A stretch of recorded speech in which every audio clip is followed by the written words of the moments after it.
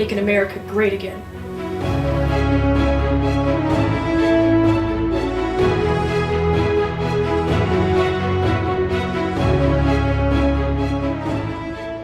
The Second Amendment to the Constitution. A well-regulated militia being necessary to the security of a free state, the right of the people to keep and bear arms shall not be infringed. Shall not be infringed. Shall not be infringed. Shall not be infringed. Shall not be infringed. The Founding Fathers agree. Armed citizens make good government. I ask, sir, what is the militia? It is the whole people. Who is the militia? Are they not ourselves? To disarm the people, that is the best and most effective way to enslave them. George Mason. Congress have no power to disarm the militia. Their swords and every other terrible implement of the soldier are the birthright of an American. Tench Cox, 1788. The Constitution preserves the advantage of being armed, which Americans possess over the people of almost every other nation, where the governments are afraid to trust the people with arms. James Madison of Federalist, number 46. A free people ought not only to be armed and disciplined, but they should have sufficient arms and ammunition to maintain a status of independence from any who might attempt to abuse them, which would include their own government.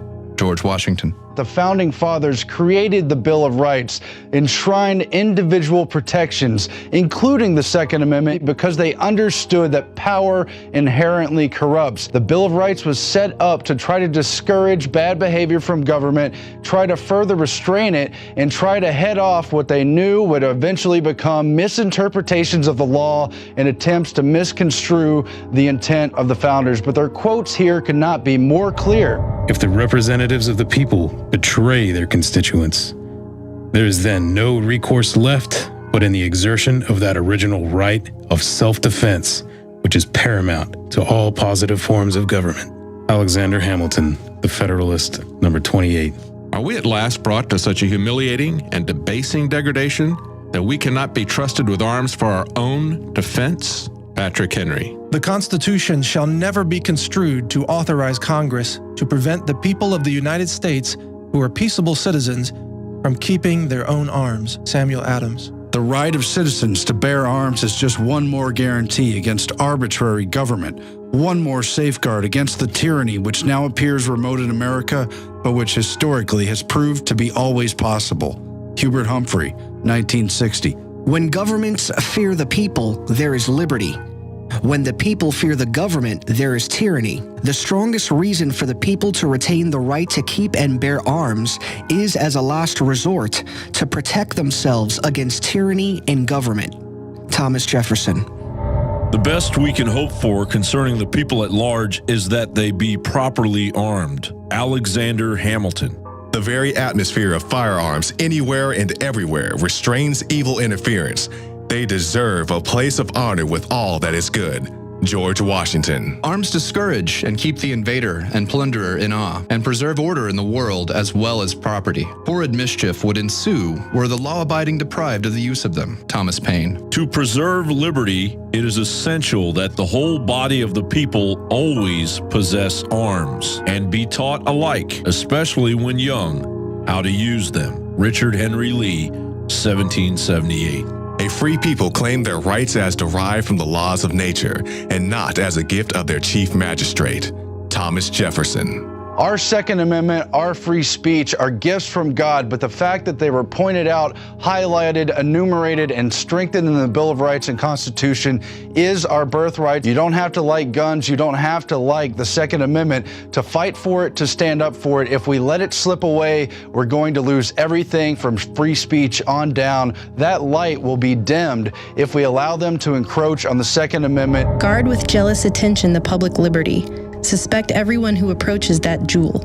Unfortunately, nothing will preserve it but downright force. Wherever you give up that force, you are ruined. The great object is that every man be armed. Everyone who is able might have a gun. Patrick Henry.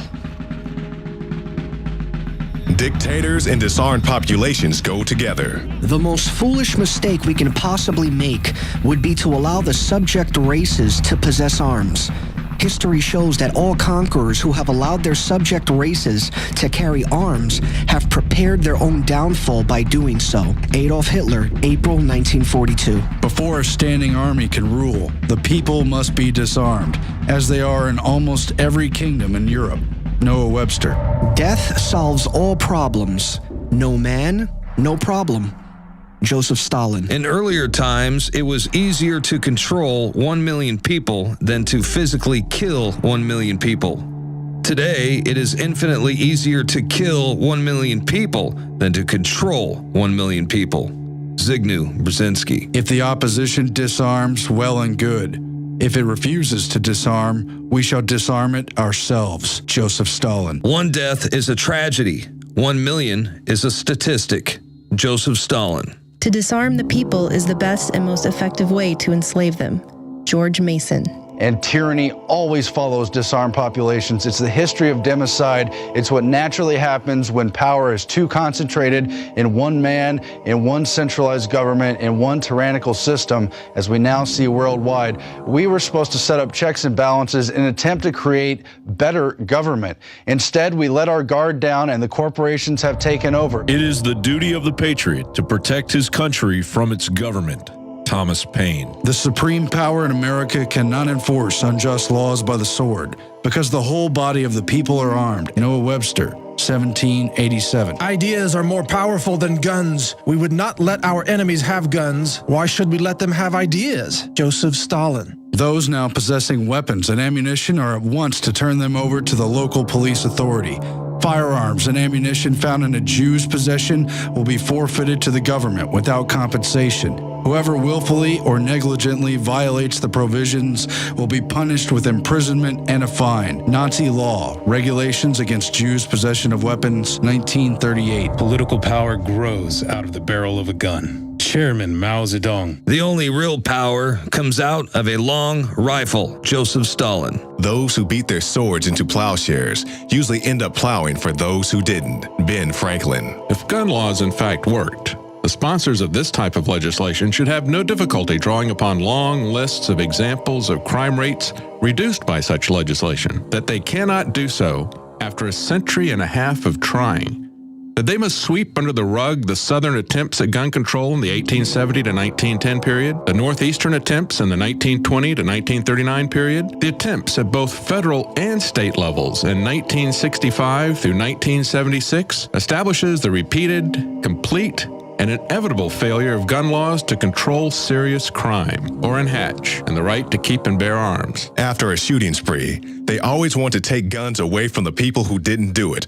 I sure as hell wouldn't want to live in a society where the only people allowed guns are the police and military. William S. Burroughs. They've undermined our economic system. They've instituted the Federal Reserve. They've bought out politicians, and now they're coming for the final restraint on their total power. That is firearms, that is guns, that is the Second Amendment. And if you let them do it, they're going to encroach on our entire lives. If you want the right to control your own life, to pursue life, liberty, and the pursuit of happiness, you must politically stand up for the Second Amendment and say no to these attempts to use emotional strings, the images of dead children, to confiscate our firearms, to take away our rights, and to tell us that we're bad for trying to keep and bear arms, as the founders always outlined for us to do. The balance of power is the scale of peace. The same balance would be preserved were all the world destitute of arms, for all would be alike. But since some will not, others dare not lay them aside. Thomas Paine, July 1775. What country can preserve its liberties if the rulers are not warned from time to time that their people preserve the spirit of resistance?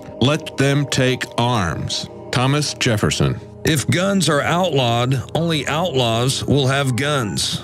Anonymous American adage.